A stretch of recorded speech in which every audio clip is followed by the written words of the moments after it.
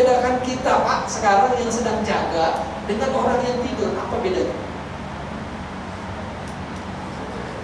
Atau sama aja? Tidak. Bedanya apa?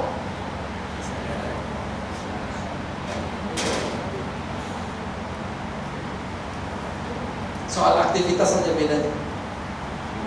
Saya kasih contoh begini. Andaikan orang tidur itu digigit nyamuk, gatal, dia terasa? Dia tahu kalau ada nyamuk dia pukul, dia tahu? Tahu? Kalau dia garuk, gatal, dia bisa melakukannya? Bisa. Kalau tangannya berdarah, dia paham? Dia tahu?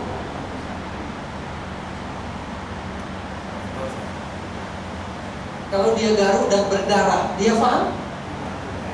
Tidak. Apa yang tidak ada dalam dirinya? Ketika ruh keluar, apa yang tidak ada dalam dirinya?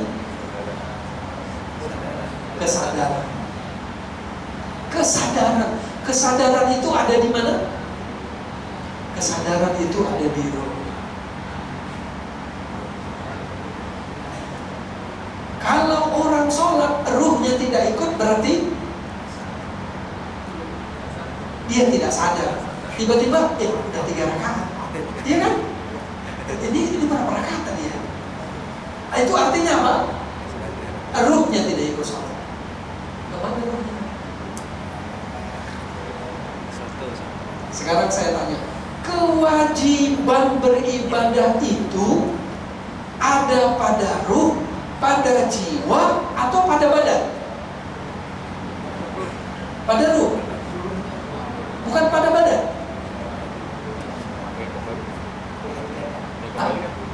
Pada ruh.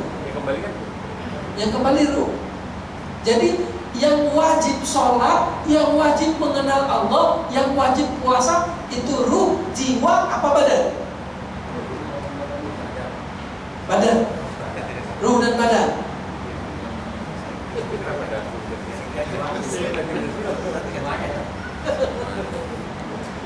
Masalahnya sudah kita sebut tadi.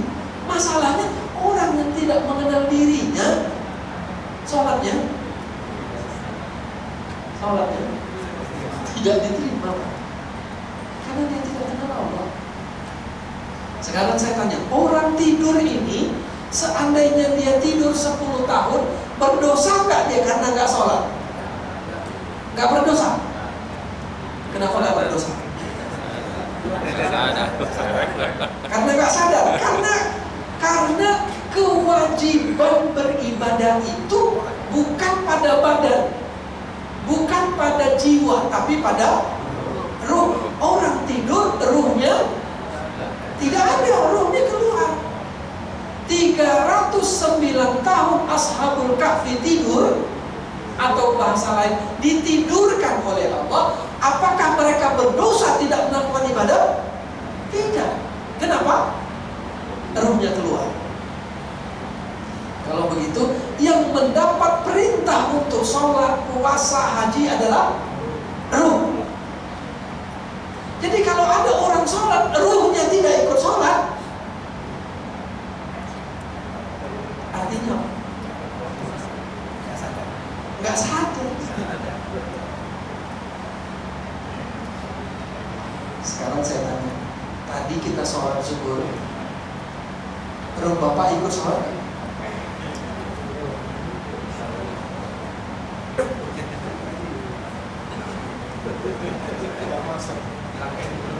Oh, yang hilang timbul.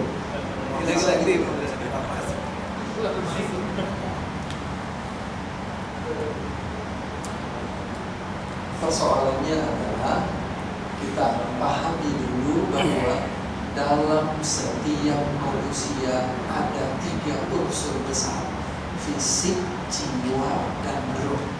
Saya baca teks ya, saya baca teks.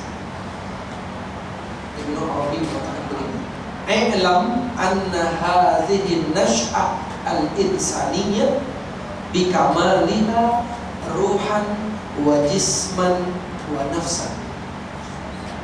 Ketahuilah bahwa pertumbuhan manusia itu secara sempurna adalah dari 3 3 unsur: roh, jasad, dan jiwa.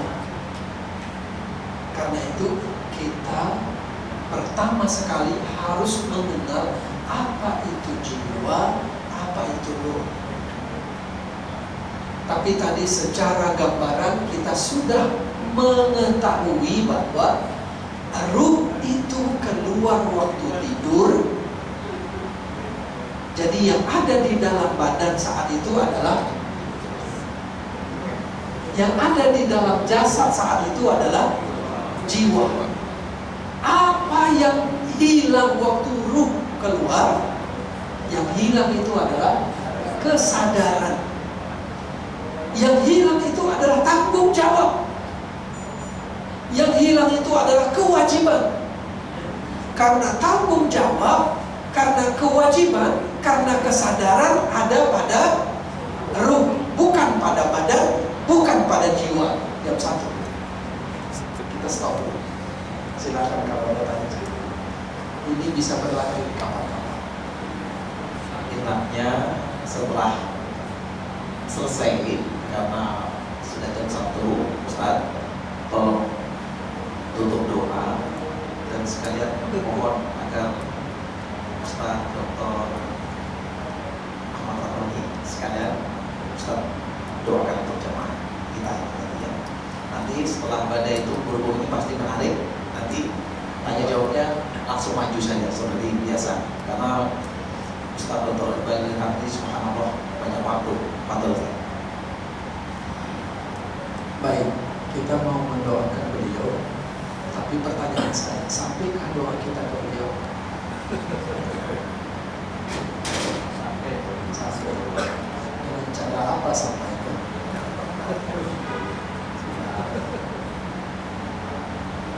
Dengan cara apa kita menyampaikannya? Yang sampai itu apa kita, bacaan kita? Yang kita kirim apa? Doa. Doa itu sampainya kemana? Ke badan dia kah? Ke jiwa dia kah? Atau ke ruh?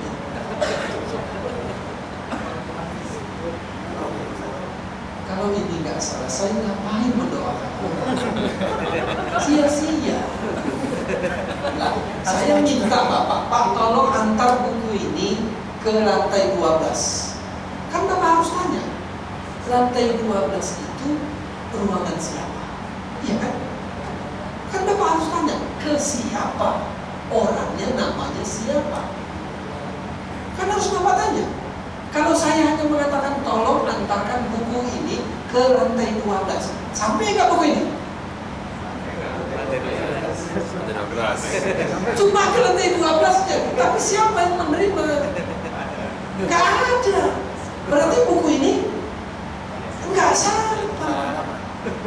Atau begini, saya hanya mengatakan tolong Pak sampaikan buku ini ke lantai 12 sama Pak Iwan.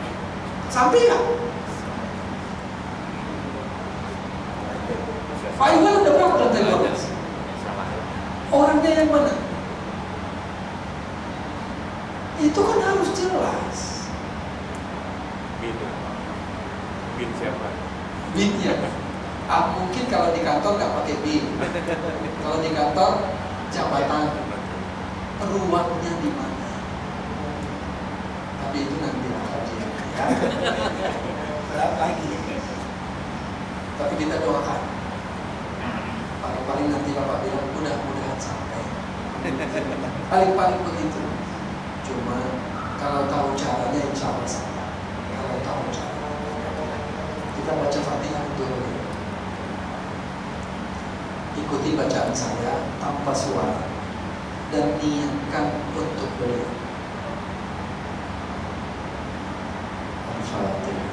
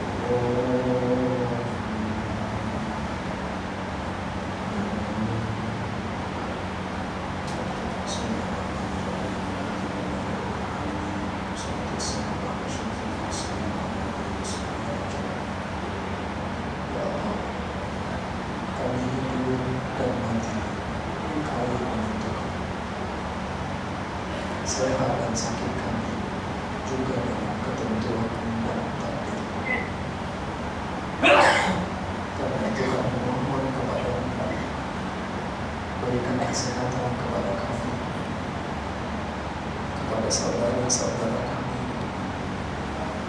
yang sedang Engkau uji dengan demikian. Berikan kesembuhan dari sisi dunia, berikan sakit menjadi bahagia, dan cara untuk meningkatkan derajatnya di sisi. Ya Allah, jadikan semua apapun yang Kau takdirkan menjadi kebaikan buat kami. Jadikan semua peristiwa yang terjadi menjadi amal ibadah buat kami karena keikhlasan kami, karena kesyukuran kami, karena kesabaran kami menerima. Ya Allah, ajari kami untuk tetap tunduk dan patuh kepada Rabbana atina fid dunya fil akhirati hasanatan wa qina adzabannar. Sallallahu alaihi wasallam. Assalamualaikum warahmatullahi wabarakatuh.